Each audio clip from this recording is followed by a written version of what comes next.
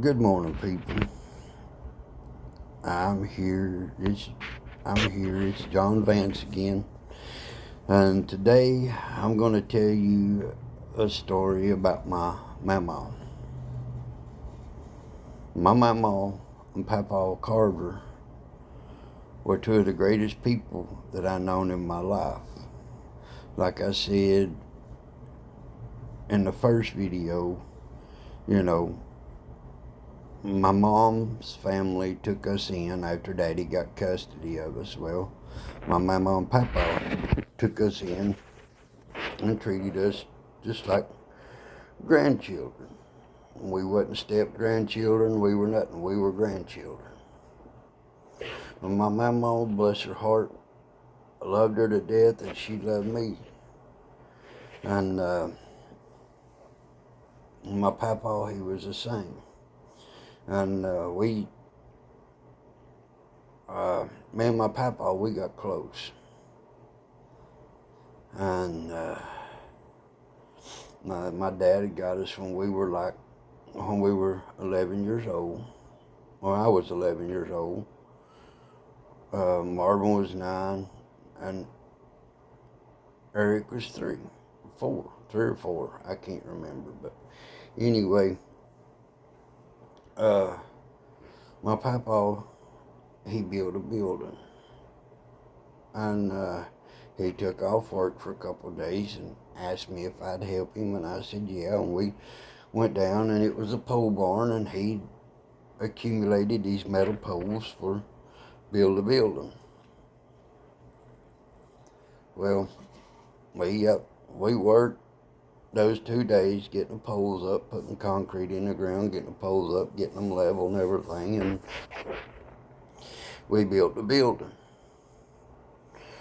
And, you know, we lived over in Boogertown. Dad had bought a single wide, and we'd put it up on a lot that my mom and Papa gave them, and, you know, we lived up there. Well, September 9th, 1979,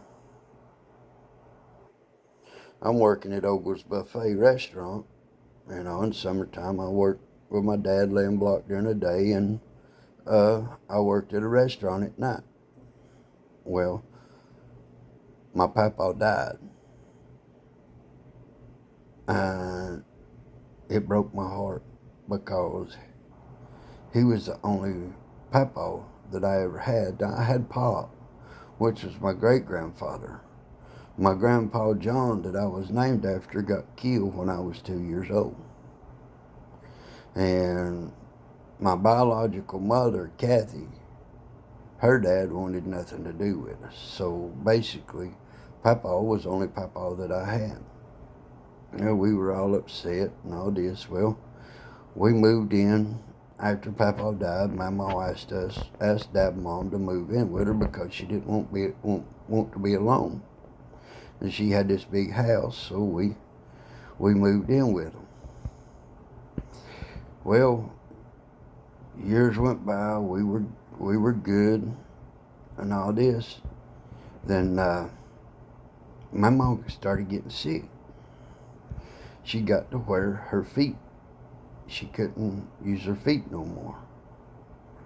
And, you know, and so Dad would have to carry her to the bathroom to take a bath, and Mom would have to help her get a bath, and, you know, or to use the bathroom, whatever. Now, my mama was the one that taught me how to cook. And she was the best cook that I'd ever seen. And anyway, it was time going on, and you know, she kept dying, and a little bit more, a little bit more, and finally it wound up she was in a hospital bed, and it got to where all she was doing was just laying there. The sickness had got up into her organs and stuff like that, and she was just laying there. And she was, you know, lifeless, and we had to take turns.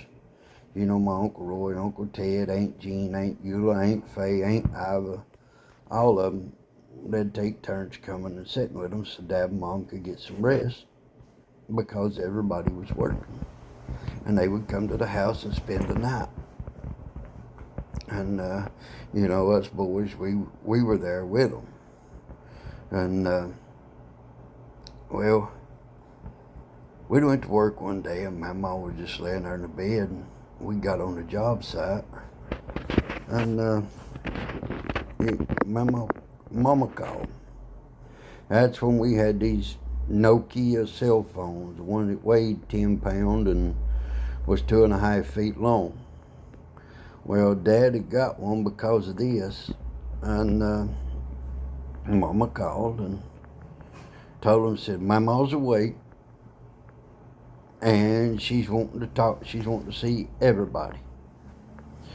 So we all cleaned the job site up, cleaned our mixer out and everything. We headed back home. And Mama waited till we got there. When we walked in the house, Mama goes, Jesus, let me come back to tell you all this. And she said, I'm going to walk you through heaven. And she looked around and she said, where's Johnny? And I said, I'm right here. So I was holding one hand and Mom was holding the other hand.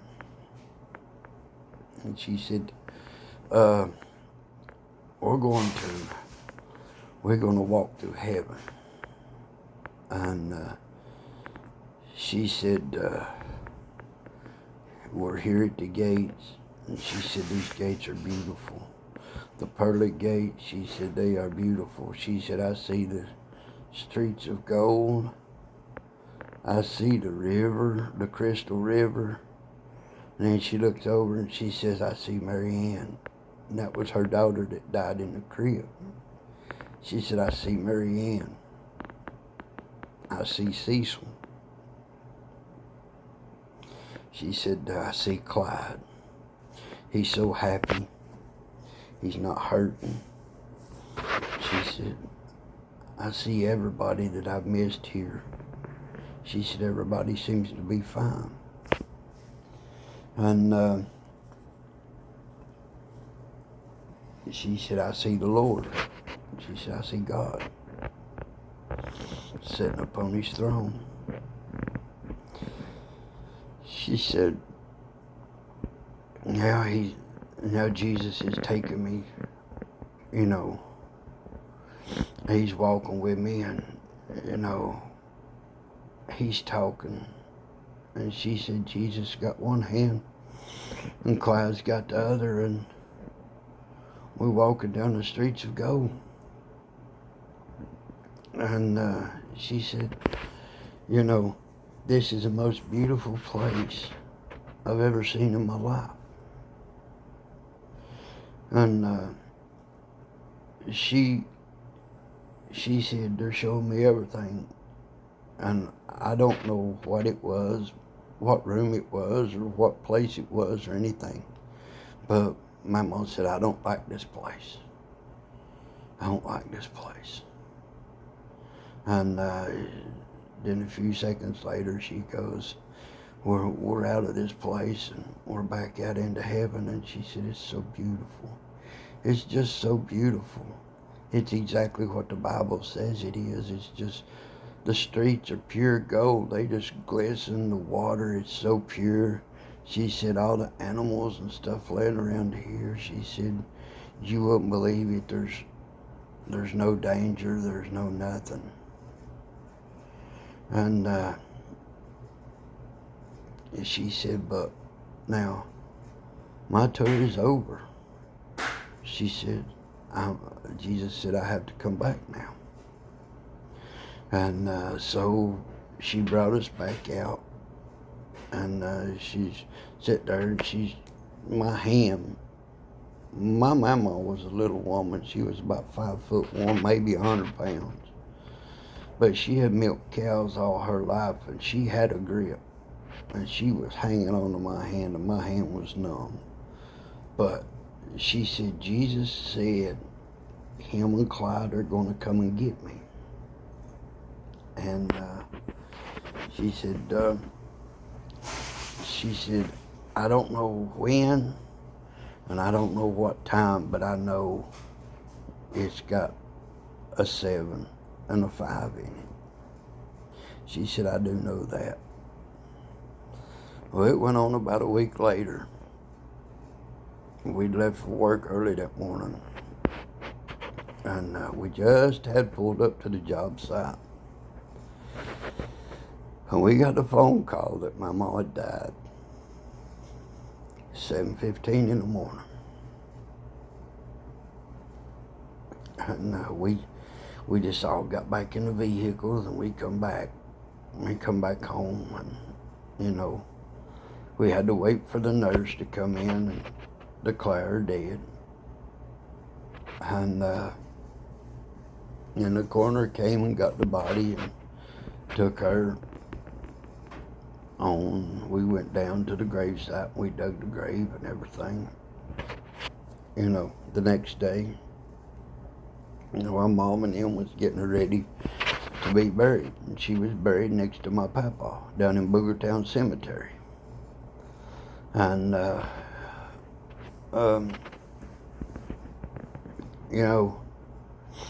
that little lady made a big impression in my life. I'm not perfect. And during these stories, you'll see I've done a lot of bad stuff in my life, stuff that I'm not proud of. And I'm not just going to be telling you about the good stuff and all this, but I'll be telling you about that too. But the thing of this is, the whole reason of this is to let you know that God's real. God is very real. And God watches after his children, because if not, I wouldn't be here today. Yeah, my mama died. She died a hard death. She died in 1993. And I know it was in November. I just can't remember exactly the date, but I know it was in November. And, but, God took care of my mom. And God give us almost 20 years. Well, 15 years with my mom after Papa died. I mean, this little lady, she could sit on the porch. And if y'all know where I live, it was like 150 feet, I guess, between 200 and 250 feet from the balcony to the porch, to the pond. And my mama could sit there with a .22 rifle and a snake start swimming across the pond, and she could shoot that sucker in the head. She could can, she could cook, and like I said, she's the one that taught me how to cook. She's the one that taught me a lot of things in life. And I do miss her. But she's with God now, and she's happy, and she's not laying in the hospital bed, and she's not hurting, and she's not suffering. But, she's missed. I think about her often. But if you've got somebody in your life that you really care about, and you really want, you really love, spend every minute you can with them. And that way, whenever they're gone, you won't have no regrets. Because that's one thing I can say about my mom and Papa. I have no regrets. I had Papa for a short time. I had my mom for a longer time. But, I still miss her. I still miss them both. Now, You know, y'all, I hope this touched somebody. I hope, somebody got the message out of this that God is real. Heaven's real. Hell's real. And, and if you got somebody you love, spend as much time with them as you can. And thank you, and God bless you.